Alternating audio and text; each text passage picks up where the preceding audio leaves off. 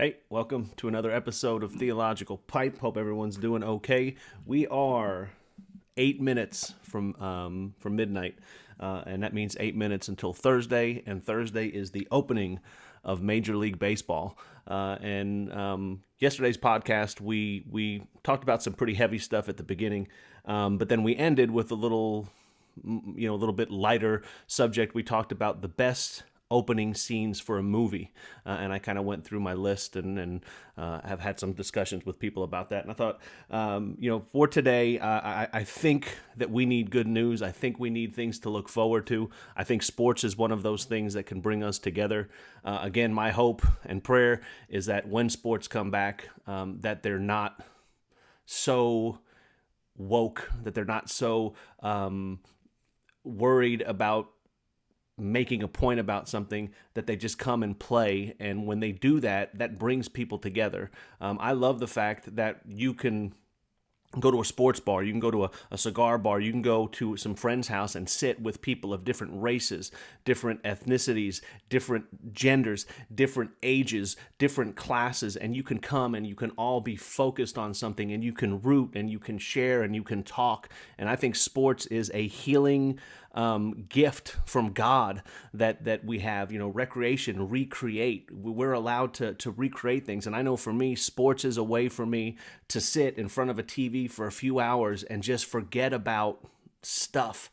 Every one of us deals with stuff when it comes to bills or kids or relationships, jobs, and now pandemics and politics. And you know what? It's nice to sit and watch sports.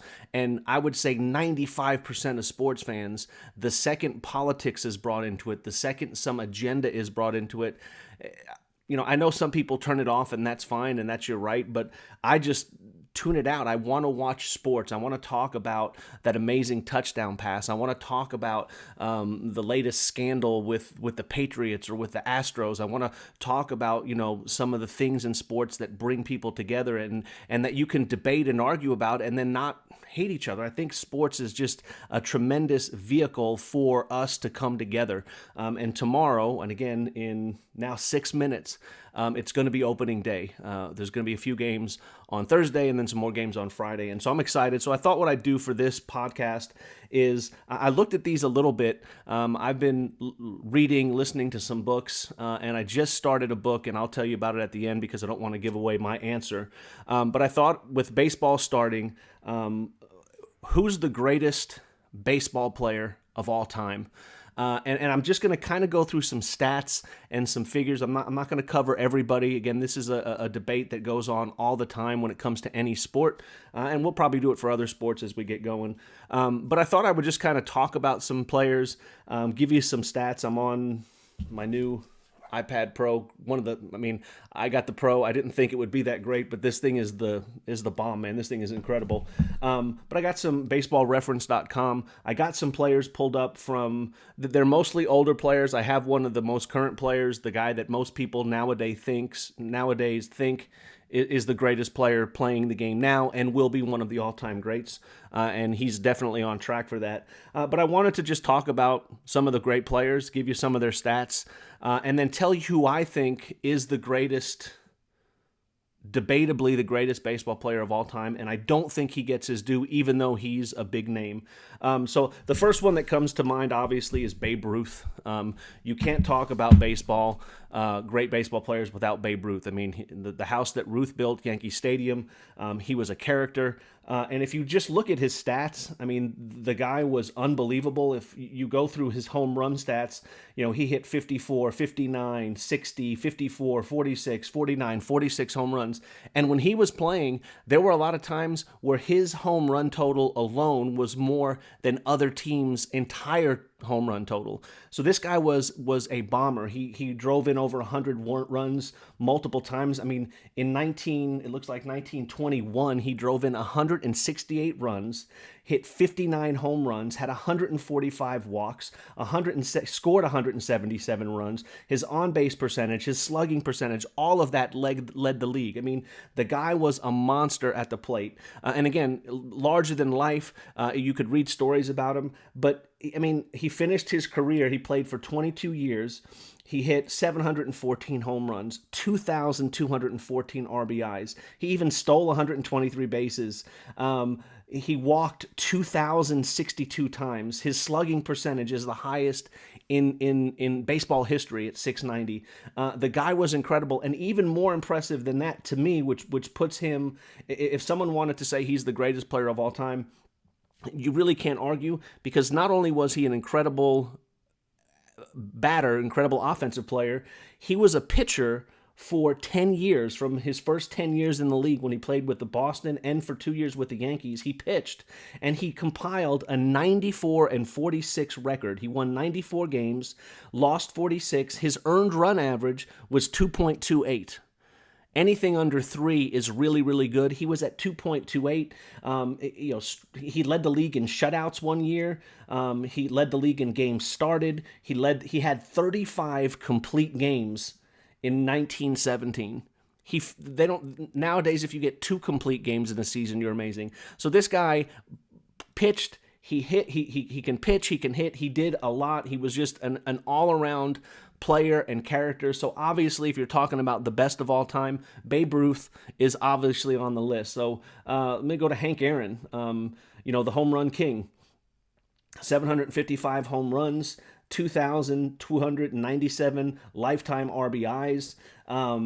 You can look at his home run stats. He played for 23 years, and if you look at his second year through his second to last year, so for 21 years, he had over 20 home runs every year: 27, 26, 44, 30, 39, 40, 34, 45, 44, 24, 32, 44, 39, and on and on and on. And that's consistency, to hit that many home runs consistently over time. And he drove in 132 runs, 126 runs, 130 runs.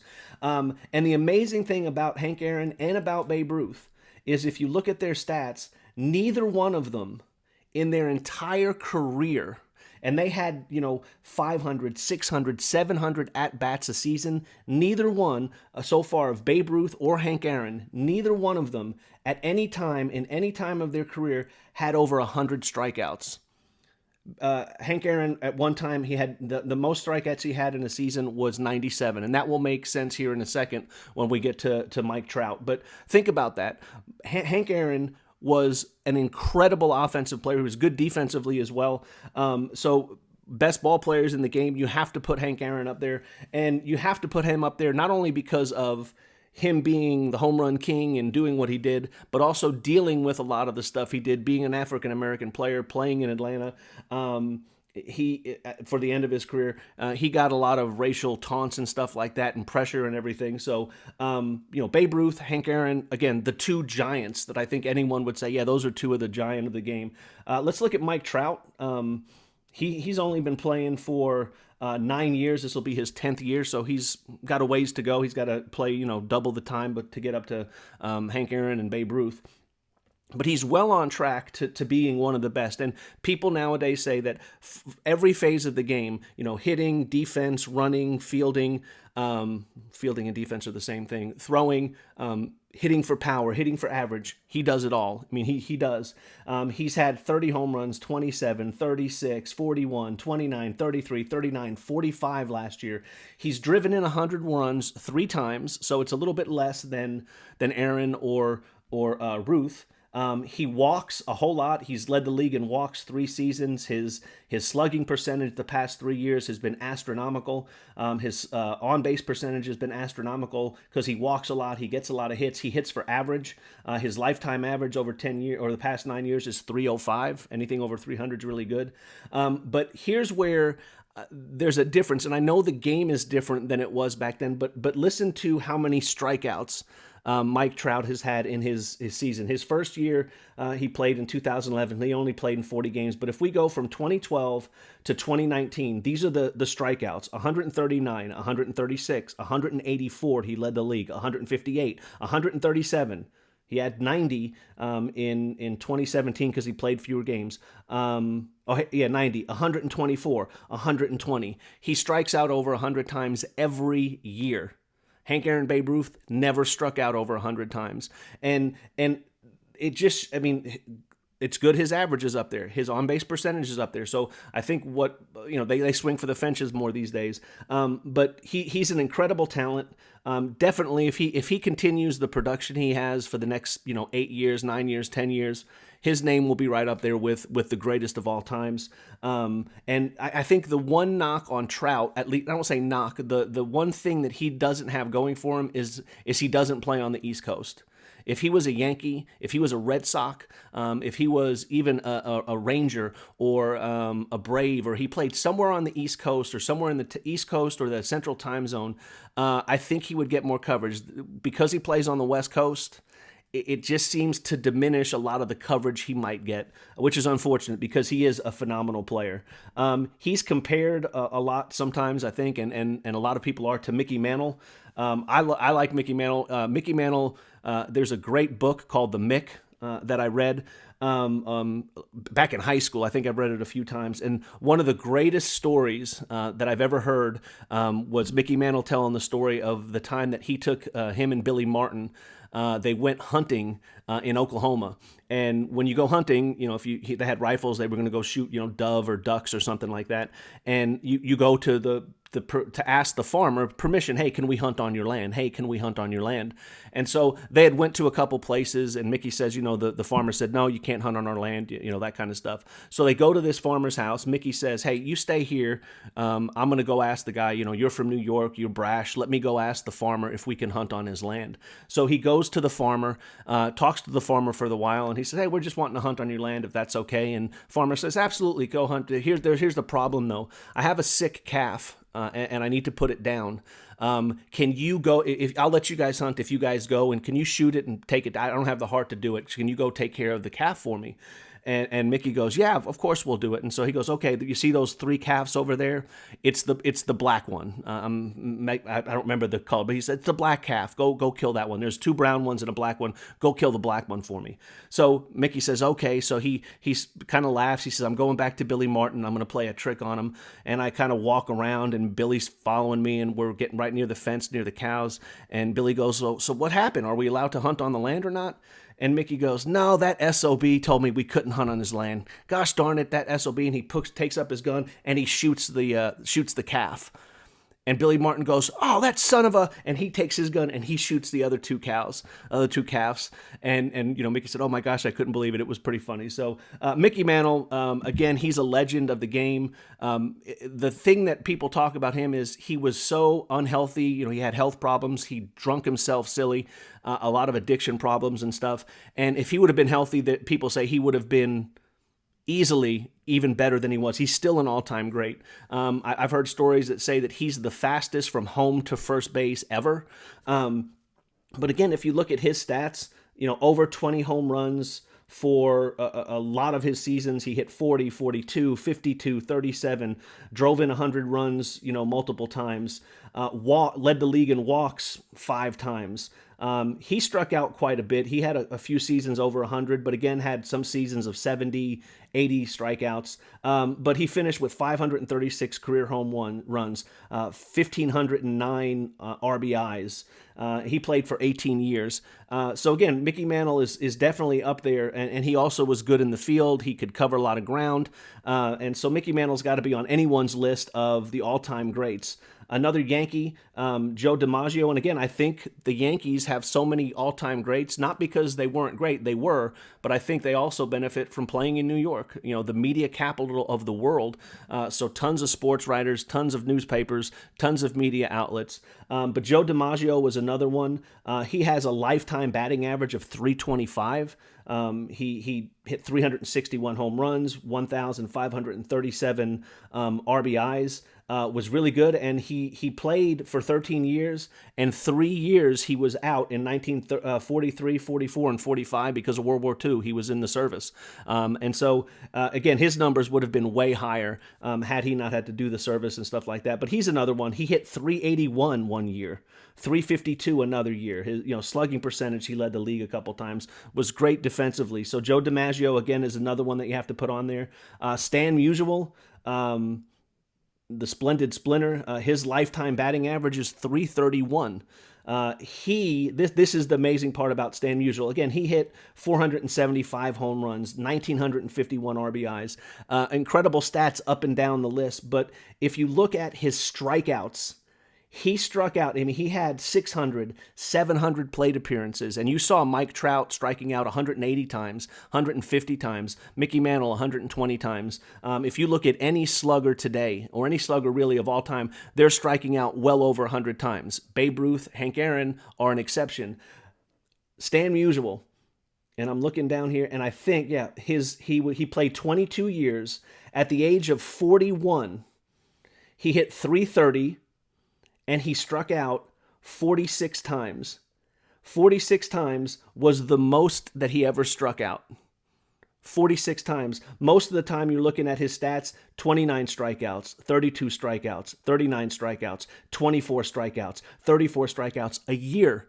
In a whole year, he struck out 34 times. There's one year he had 702 at-bats, which led the league, and he struck out 31 times. That's phenomenal. This dude was one of the best hitters in the game. Great with the bat. He's just a legend. And again, I can go on and list other guys that we can talk about, but I want to get to the guy. And this is probably because I'm also reading a book about him. But he's always been a favorite of mine. And the more I learn about him and the more I see what he did, I don't think, and I'm going to say the name and everyone's going to say, oh yeah, he's considered one of the greatest. But I would venture to say if you went to any baseball fan and said, hey, name the 3 best baseball players in the game. Hank Aaron, Babe Ruth, Mickey Mantle, Joe DiMaggio, Stan Musial, Mike Trout, Ken Griffey Jr., you'll list those. And I'm going to say this, and people say, oh, no, people think he's great. I think he's even better than people give him credit for, and they give him tons of credit. But Willie Mays is unreal in what he did and what he came through and how he played the game. He played 22 years, hit 660 home runs, 1,903 RBIs. He had 338 stolen bases. He led the league in walks a few years. He struck out. He had 1 year where he struck out 123 times. Other than that, 90, 72, 83, 85, 58, 56. So he hit the ball well. He hit for power. He hit for average. His lifetime batting average was 302. But beyond that, people will say that Willie Mays was the best 5-tool player in the game. He can do everything. He can hit for power. He can hit for average. He can run. He can throw. And he can play defense. And people say that he was the best at every one of those categories. There are some writers and some people who follow the game that say, if you were to say who was the best power hitter, Willie Mays. Best average hitter, Willie Mays. Best defender, Willie Mays. Best arm, Willie Mays. Best runner, Willie Mays. He did it all. And it was amazing to read his story, because when you read it and you learn that he went to play baseball, his father, Willie Mays himself, and plenty other people say that baseball was his 3rd best sport. He played basketball and football, and they said that he was better at both of those sports than he was at baseball. So the dude was a phenomenal athlete. When we talk about the best athletes of all time, you'll talk about Jim Thorpe, Bo Jackson. Willie Mays has to be on the top of that list, or if not, really close to it. And I think Willie Mays, again, I just like him. I like his personality. I like his style. The basket catch over the head that most people see the play like one of the greatest catches of all time. I think Jim Edmonds' catch was better. If you know who that is, you can go look it up. Jim Edmonds' best catch ever. That was great. But Willie Mays' catches, his basket catches, the flair he played with. But the dude did it all and did it all well. And he did it all well for 22 years. And I just wanted to go down and show you that it just blew my mind. I think he had some of the awards he has. He was, again, he's a Hall of Famer. He went to the All-Star game 24 years. Right? He was the National League MVP a couple times. He had 1951 Rookie of the Year, 1954 Major League Player of the Year, 1954 batting title, 1954 NL MVP, 1963 All-Star MVP, 1965 NL MVP, 1968 All-Star MVP. He won 12 Gold Gloves for the best defensive player at his position. So, for me, Willie Mays is if I'm going to say who do I think is the best, never saw him play. He played his last game in 73. So I guess there's a slight chance I saw him play. He was with the Mets at that time. I'm a Mets fan. I have been since I was born in New York. So maybe when I was 3 years old, I watched a game and saw him play. But the dude was just nails through his entire career.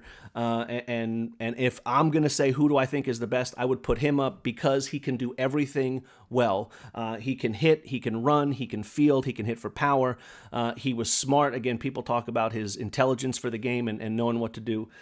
So again, this is really not a theological pipe moment. I'm just excited about baseball. And again, maybe the theological pipe is if sports would recognize the power that they have to bring people together, the power that they have to help heal a nation, man. Think about, if you played sports as a kid or even as an adult or a teenager, you didn't care who you were. Could you play the game? Well, let's get together and go towards a common goal. I don't care what your race is. I don't care where you came from. I don't care what your beliefs are. Are you a good are you a good teammate? Let's go play ball. Let's work together. And I think we need that in this country right now. And so I'm so excited for baseball to start. I'm excited for the NBA to start. I'm excited for the NHL to start. Again, I hope that smarter people prevail and realize the power that we have to bring this country together, and to block out all of the junk and focus on sports for a while. So very excited. Hope that that'll be my theological pipe moment. Put that in your theological pipe and smoke it. That sports, it can heal us and it can bring us together. And I think that if it I'm not saying don't talk about issues or don't do that, but let's focus on issues that can bring us together and things that we can agree on. And we need that. The world needs that. So put that in your theological pipe and smoke it. I guess again, I just like baseball. Loved it since I was a kid. So I'm excited about baseball starting. And as always, I always say, leave with be nice. Again, be nice, love each other. It sounds cliche, but it's a shame that cliche is what's needed right now. We need love. We need happiness. We need joy. We need things to look forward to. There's a bunch of people I know making really huge decisions about, sending their grade schoolers. Are they going to send them back to school? Are they going to send them to homeschool? Are they going to send them to? Are they going to homeschool them? Are they going to send them to private school? Should the schools reopen? Should the schools not reopen? Should we reopen more? Have we reached herd immunity? What about the vaccine? What are we doing? More people are dying. No, they're not. They're misclassifying this. They're misclassifying that. Again, that's all great. I want baseball to start so I can focus it on that. So, and that was a little rant that went off to nowhere, but. Put that in your theological pipe and smoke it. Sports can heal this nation. And then, as always, just be nice. So thanks for joining us, and we'll see you next time. Have a good one.